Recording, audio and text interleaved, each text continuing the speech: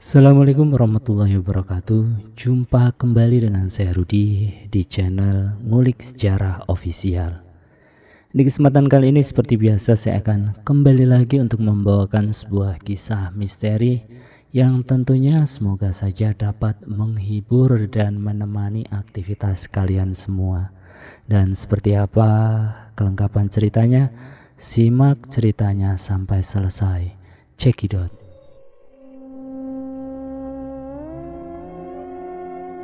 Sebuah kisah kelam yang dialami oleh seorang gadis yang bernama kita sebut saja Anissa. Gadis yang sering disapa Nisa ini harus menerima kenyataan bahwa dia dipelet oleh seorang laki-laki karena sakit hati kepadanya. Cinta membutakan mata dan hatinya hingga harus berurusan dengan setan. Awal ceritanya, Nisa kenal dengan laki-laki itu sebut saja namanya Andre karena mereka bertetangga. Tapi waktu Nisa menginjak di bangku SMP kelas 3, Andri baru mulai berani mendekatinya. Dari sekian banyak laki-laki yang Nisa kenal, hanya dia yang berani, karena Nisa dulu adalah anak seorang polisi yang lumayan berada juga. Sampai suatu ketika dia menghubunginya lewat pesan singkat. Halo Nisa, maaf, siapa ya? Dapat nomorku dari siapa? Aku dapat nomor kamu dari teman kamu. Maaf ya, aku minta nomormu tidak langsung dari kamu. Balasnya. Setelah beberapa pesan masuk dan Nisa balas, akhirnya mereka memutuskan untuk bertemu di taman kota jam 3 sore waktu itu. Terlihat sekumpulan remaja sedang melakukan kegiatan olahraga. Nisa melihat Andre kala itu sedikit terkesan dengan tampilannya. Akhirnya mereka saling bertatapan. Dia melihat Nisa seperti seolah-olah melihat bidadari yang jatuh dari langit. Matanya berkaca-kaca seolah ingin mengatakan sesuatu. Dia julurkan tangannya mengajak bersalaman. Hei Nisa, kenalin, aku Andre. Ucapnya dengan nada pelan. Aku Nisa, balasnya dengan singkat. Aku suka sama kamu, katanya dengan sedikit menaikkan nada bicaranya. Nisa sangat terkejut setelah mendengar kata-kata itu keluar dari mulut tipisnya. Suka sama aku? Jawabnya sambil menaikkan alis. Iya, aku suka sama kamu dari kemarin lihat kamu di halaman rumahmu, jawab Andri dengan singkat. Saat itu juga Nisa tidak membalas perasaannya. Maaf sebelumnya, aku masih kecil, aku masih SMP. Aku belum dibolehin pacaran sama mama dan papaku, jawab Nisa memberi alasan yang logis. Tanpa sepengetahuan Nisa, ternyata ada seseorang yang mendengar pembicaraannya mereka. Setelah mengobrol panjang lebar, mereka berdua memutuskan untuk pulang ke rumah. Sesamanya di rumah ternyata mama Nisa sudah menunggu di ruang tamu. Sontak Nisa langsung berjalan lebih cepat menuju kamar. Tapi sebelum sampai di kamar, Nisa dipanggil. Nisa, sini, panggil mamanya dengan suara sedikit tinggi. Iya mah, habis dari mana kamu? Ketemu siapa? Tanyanya tanpa jeda. Bertubi-tubi pertanyaan yang dilontarkan mamanya itu, Nisa jawab apa adanya. Keesokan harinya mamanya Nisa bertamu ke rumah Andre dan memberitahunya kalau jangan deketin Nisa dulu, karena belum waktunya menjalin hubungan agar lebih fokus belajarnya saja. Setelah kejadian itu, semua berjalan normal. Andre sudah tidak berani menghubunginya. Bertemu pun jika ada acara pertandingan voli di lapangan depan rumah. Singkat ceritanya, setelah Nisa lulus SMP, ia melanjutkan sekolah di SMA yang tidak terlalu jauh dari rumah. Kebetulan, setiap berangkat sekolah, Nisa selalu melewati rumah Andre. Dan dari sini semuanya dimulai, di mana keluarganya Andre melancarkan aksinya.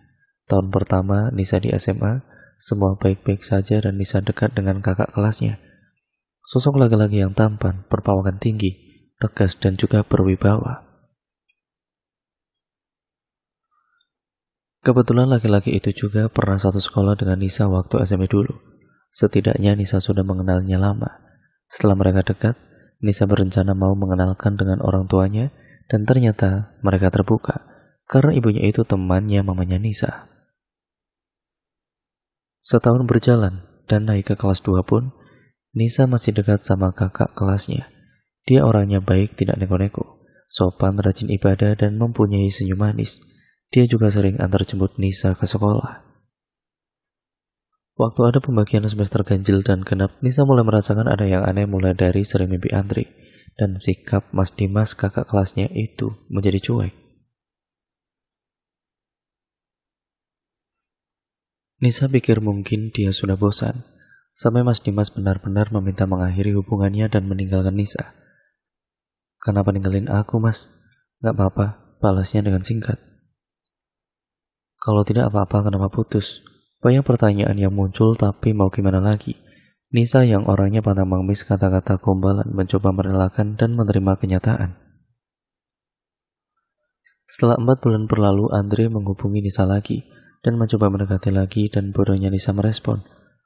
Bak sapi dicucuk moncongnya, Nisa nurut seperti terhipnotis. "Mau nggak jadi kekasihku?" Tanpa pikir panjang, Nisa mengiyakan dan akhirnya mereka menjalin hubungan. Selama kebersamaan dengan Andre, orang tuanya Nisa tidak ada yang tahu. Hanya Nisa dan keluarga Andre saja yang mengetahuinya. Karena hampir setiap hari sebelum Nisa berangkat sekolah, ia selalu sempatkan untuk mampir ke rumahnya. Setiap Nisa ke rumahnya, ia pun selalu disuguhi air atau teh, dan Nisa minum walau dalam hati. Ia tahu ada yang kurang beres, tapi Nisa nurut saja, disuruh minum ini, makan itu.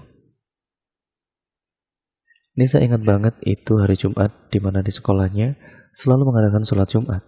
Nah, setelah sholat dan juga balik ke kelas, badannya rasanya panas banget, seperti orang demam, dan mukanya merasakan memerah, keluar pentolan seperti alergi juga. Padahal Nisa tidak punya riwayat alergi makanan. Ia pun merasa mual dan lehernya rasanya sakit perih, sampai salah satu guru berkata, "Nisa, ini bukan sakit biasa," ucap Pak Mul. Sontak Nisa kaget, apa maksud Pak Mus bilang seperti itu? Tapi Nisa berusaha berpikir jernih dan segera pulang diantar teman sebangkunya. Rasa mual minta ampun. Anehnya setelah Nisa pulang dan melewati rumah Andre, badannya mendadak sehat lagi seperti sebelumnya. Setelah di rumah, Nisa langsung merebahkan badannya di kamar dan mengambil tasbih yang selalu ia pakai kalau lagi resah. "Nisa, kamu kenapa? Ada masalah apa?" tanya mamanya tiba-tiba. "Gak apa-apa kok, Ma. Cuma capek aja mungkin." "Ya sudah, kirain ada apa," ucapnya lalu keluar meninggalkan kamar.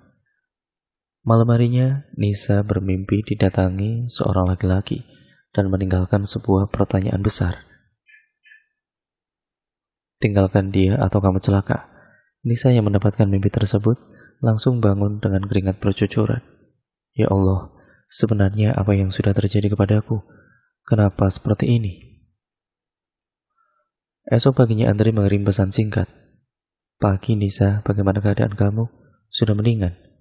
Padahal aku tidak kabarin dia kalau aku lagi sakit. Tapi dari mana dia tahu kalau aku lagi sakit? Batinnya. Nisa mencoba tetap berpikir positif. "Aku baik kok. Bisa ketemu nggak nanti sore di warnet?" ajaknya. Tanpa Nisa sadari, ia menurut apapun yang dikatakan oleh Andre. Nisa mengiyakan ajakannya. Sampai di warnet, mereka kemudian mengobrol sambil menonton film dan pesan makan. Setelah makan dan ngobrol di warnet, dia mulai berani peluk Nisa dan refleks Nisa ini menolak. Selain sembrono dan tidak pantas juga. Setelah Nisa nolak dipeluk, dia juga mencoba untuk mencium dan keripik-keripik Nisa. Detik itu juga Nisa marah.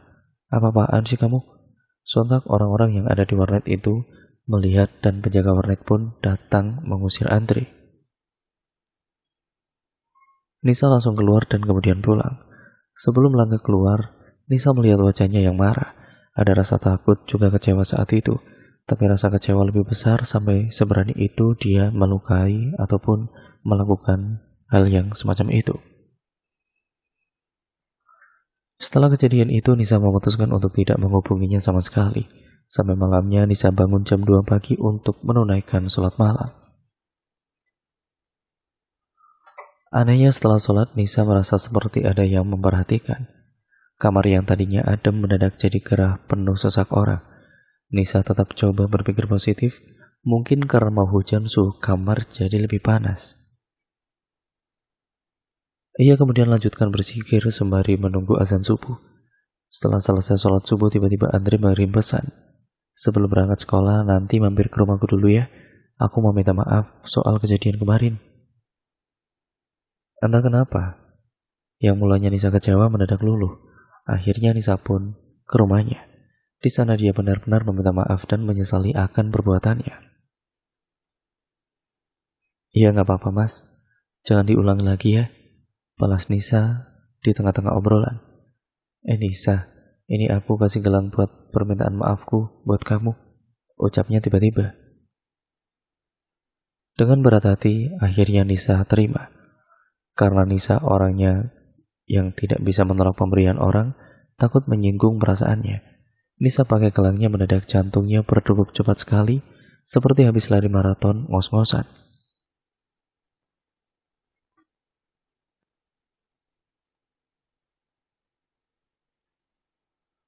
Melihat Nisa ngos-ngosan, dia menyuruh Nisa untuk meminum teh yang ada di hadapannya. Teh yang tadinya sekilas terlihat warnanya hitam, mendadak warnanya normal seperti teh biasa tapi sama samar. Nisa mencium wangi bunga campur dupa atau kemenyan. Namun Nisa tidak hiraukan itu. Mungkin salah cium. Setelah itu juga. Kemudian dia pamit untuk segera pergi ke sekolah. Nisa, jangan lepasin gelangnya sampai kapanpun ya. Iya mas, jawabnya dengan singkat. Lepas di sekolah, Nisa duduk di kelas dan belum banyak yang datang. Pak Mus tiba-tiba datang dan langsung duduk di sampingnya. Beliau menanyakan keadaan Nisa dan menatap kue bakpao pemberian Andre tadi. Jangan dimakan ya duk, nanti sakit perut kalau makan makanan basi. Ucapnya kemudian pergi. Nisa kemudian ternganga dengan bingung. Kenapa Pak Mus bilang seperti itu? Dan betapa kagetnya, bakpao yang tadi Nisa lihat menggiurkan tiba-tiba berair dan basi. Nisa hanya bisa tertegun dan bingung ada apa ini sebenarnya. Selepas sekolah, Nisa berniat menemui Pak Mus untuk menanyakan semuanya. Namun belum juga mengucapkan satu kata, Pak Mus langsung berkata, nanti malam ke rumah Bapak aja ya Nisa, katanya. Malam harinya tanpa basa-basi, Nisa langsung memacu sepeda metiknya ke rumah Pak Mus itu. Sama di rumahnya, kemudian Nisa pun mengetuk pintu dan mengucapkan salam. Tidak lama ada sahutan dari dalam rumah. Suara wanita dan beliau adalah istri dari Pak Mus itu sendiri. Setelah dipersilakan masuk dan Pak Mus memberikan Nisa segelas air putih, beliau menyuruh Nisa meminum air putih itu sampai habis. Lantas Nisa langsung meminumnya dan seketika Nisa merasa tubuhnya panas dingin dan seperti ada yang ditarik keluar dari dalam tubuhnya.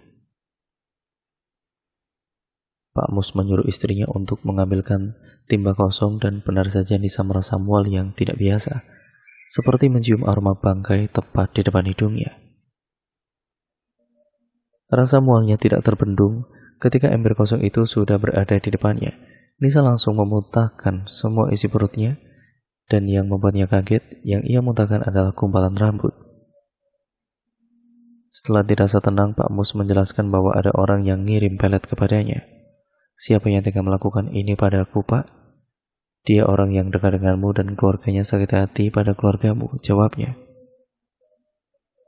Ya Allah, kenapa ini bisa terjadi padaku? Batin Nisa sangat pilu. Kemudian Pak Mus meminta gelang yang Nisa pakai. Gelang pemberian Andre. Nisa lalu memberikannya dan beliau membawa gelang tersebut. Sesaat setelahnya Pak Mus kembali dengan bungkusan putih. Dan di dalam bungkusan itu adalah gelang yang Nisa pakai. Jangan dipakai ya gelangnya ini. Bahaya nanti bisa sakit, katanya. Dibuang saja di sungai. Dan jangan lupa baca Al-Fatihah dan ayat kursi ya Nduk, imbuhnya. Beliau berkata ini demi keselamatan Nisa dan juga keluarganya. Nisa hanya mengiyakan perintah Pak Mus dan membuangnya di sungai dekat rumah beliau. Tidak terasa sudah 3 jam Nisa di rumah Pak Mus dan ia pun pamit pulang. Di jalan menuju rumah, Nisa merasa sepeda motornya melaju agak lambat seperti mengangkut beban yang sangat berat. Dan benar saja ketika Nisa melihat ke spion, samar-samar ia melihat tubuh besar berbulu. Nisa merinding luar biasa. Tubuhnya berkeringat tapi ia berusaha untuk tenang agar tidak terjatuh dari sepeda motornya. Sesampainya di rumah, Nisa melihat ada 2 mobil terparkir di halaman rumah dan ternyata saudaranya datang. Di tengah-tengah serunya obrolan, Nisa masuk dan menyalami saudaranya satu persatu. Ketika Nisa hendak menyalami Tante Lisa, tiba-tiba anaknya menangis histeris. Hanif berumur 4 tahun itu. Hanif itu menangis histeris sambil menunjuk ke arahnya. Takut mah, Dedek takut. Ada om besar banyak bulunya itu melotot ke arah Dedek, rengeknya. Nisa heran dan ingat apa itu yang ia lihat tadi. Tapi Tante Lisa berkilah bahwa Hanif hanya berhalusinasi karena lelah. Tapi Nisa tahu kalau Hanif ada yang istimewa. Itu karena Hanif sudah bisa lancar baca Al-Quran waktu umur 2,5 tahun. Dan kata suami Tante Lisa, Hanif juga bisa melihat hal goib. Jadi tidak jarang Hanif suka tiba-tiba menangis histeris sendirian. Nisa pun kemudian pamit meninggalkan saudaranya pergi ke kamar untuk berganti pakaian. Saat Nisa berganti pakaian, ia merasakan hembusan napas di punggungnya. Ia teringat hal yang dilihat tadi waktu di jalan pulang.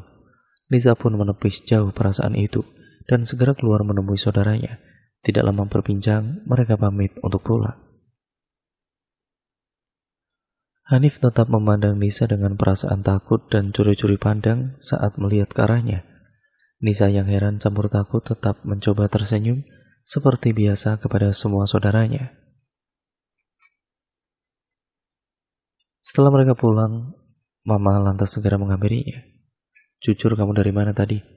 Sama siapa? Tanya mamanya memojokkan. Dengan wajah pasrah, Nisa menceritakan semua pada mamanya. Mulai awal ia putus dengan Mas Dimas, sampai Nisa kembali dengan Andre. Aku habis ketemu sama Pak Musma, beliau yang menolongku. Mamanya Nisa pun kaget dan marah pada Nisa. Sampai pagi pun enggan menyapa. Ketika akan berangkat, ada pesan masuk dari Andre. Nisa, bisa ke rumah enggak? Aku lagi sakit. Suruhnya dalam pesan. Nisa pun berangkat dan tidak menghiraukan pesan itu. Entah kenapa ia sama sekali tidak ingin melihatnya hari itu. Sampai di sekolah, Andre terus-menerus mengirim pesan agar ia menemuinya. Dengan hati yang jengkel, Nisa pun mengiyakan keinginannya. Namun ada perasaan yang mengganjal dalam hatinya. Sampai bel pulang sekolah pun berbunyi. Saat Nisa bersiap akan berjalan ke parkiran motor, Pak Mus memanggilnya dan memberikan air mineral. Nisa, ini airnya diminum sesaat sebelum kamu masuk ke rumah laki-laki itu. Jangan makan atau minum apapun, dan jika kamu merasa kepanasan atau mual saat di rumahnya, segeralah pulang, mandi dan mencuci semua pakaian yang kamu pakai sekarang itu. Panjang lebar Pak Mus menjelaskan. Bagaimana Pak Mus tahu kalau aku akan ke rumahnya dan apa maksudnya? Tanyanya penasaran. Sudah jalankan saja perintah Bapak ya. Itu juga buat keselamatan kamu. Jawabnya. Nisa hanya mengangguk dan mengucapkan banyak terima kasih.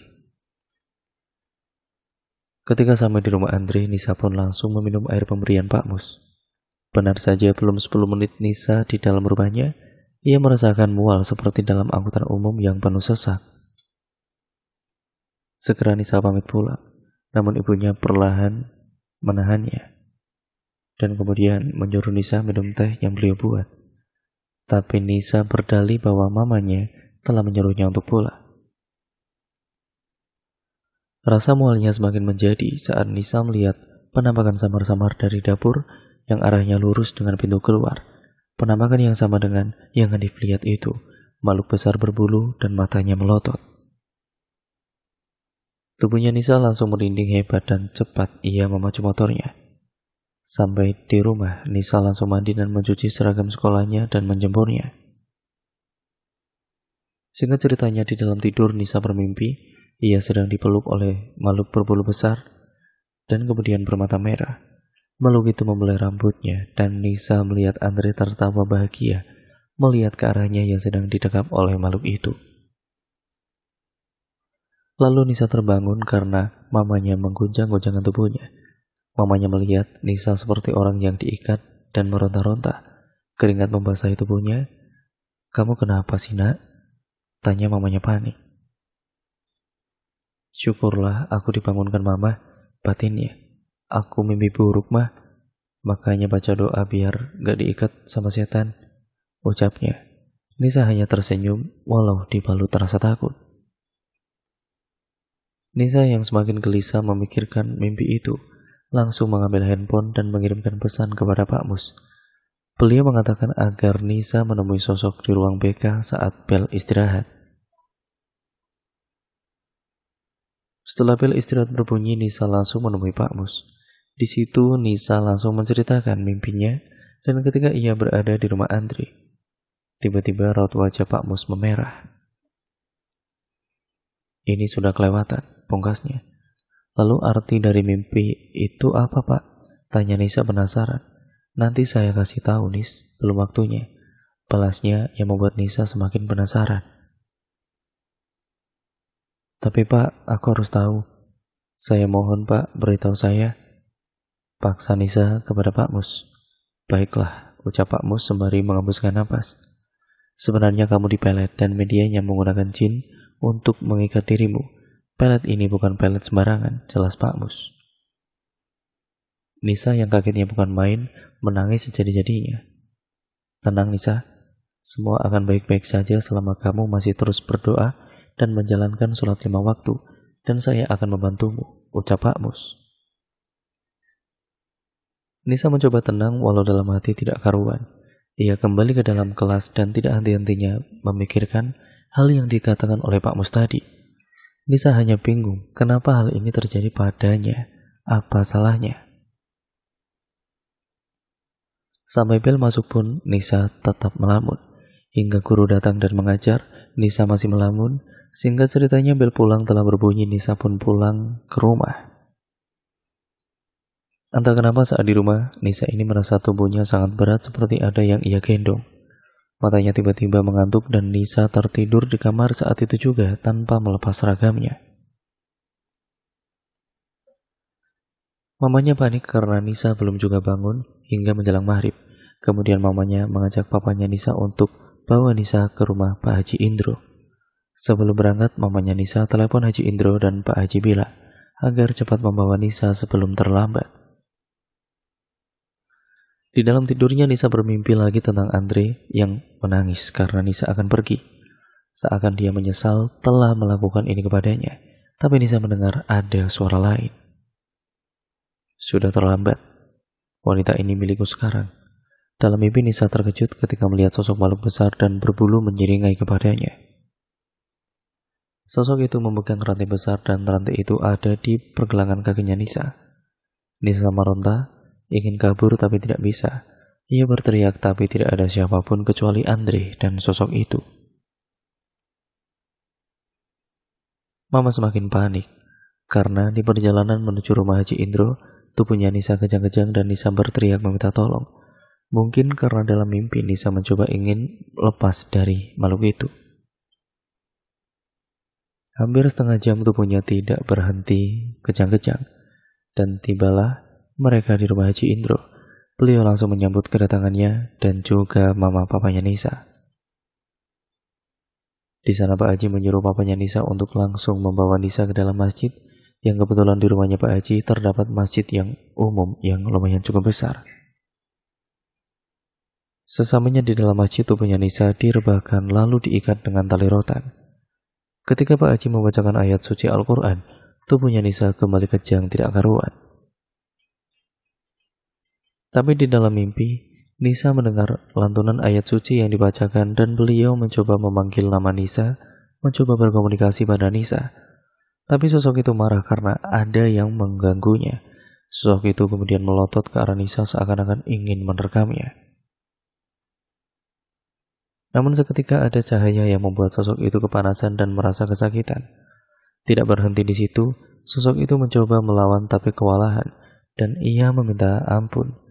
Rantai yang membelenggu kaki Nisa pun kemudian lepas. Tiba-tiba ada yang memegang tangannya Nisa dan seakan-akan ingin membawanya pergi. "Ayo Nduk, pulang, tempatmu bukan di sini. Pulang ya Cak Ayu." Begitu ucapan yang Nisa dengar. Tidak lama kemudian Nisa tersadar. Melihat mama dan papanya, seketika Nisa menangis, sedih dan takut. Mereka berdua tidak henti-hentinya memeluk Nisa dan kemudian mengucap syukur karena Nisa telah sadar kembali. "Alhamdulillah, saya belum terlambat. Telat sedikit saja mungkin nyawa Cak Ayu ini tidak tertolong," ucap Pak Haji menyela. "Cak Ayu, berarti suara yang aku dengar adalah suara Haji Indro," batinnya. Beliau menjelaskan semua mulai dari siapa yang melakukan ini dan apa alasannya mereka berbuat seperti ini. Bahwa laki-laki yang menyukaimu marah karena kamu menolaknya, karena itu dia melakukannya karena sakit hati. Setelah tahu kalau kamu dekat dengan pria lain, kemudian laki-laki itu bercerita kepada kakeknya yang sekaligus dukun.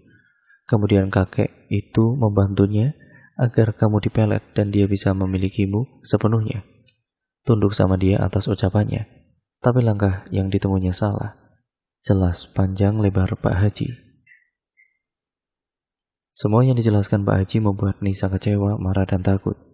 Padahal Nisa telah menjelaskannya baik-baik di awal bahwa dulu dia masih SMP dan tidak boleh pacaran. Akhirnya Nisa dan mama papanya pamit pulang. Sebelum pulang Pak Haji mengingatkan Nisa agar tidak berhenti sholat dan berdoa kepada Sang Pencipta. Nisa pun mengiyakan pesan Pak Haji dan mengucapkan terima kasih. Sesamanya di rumah, mamanya menyuruh Nisa mandi dan sholat. Selesai sholat, Nisa masih bergelut dengan rasa kecewa, marah dan takut. Ia tidak habis pikir, kenapa setega ini dia melakukannya.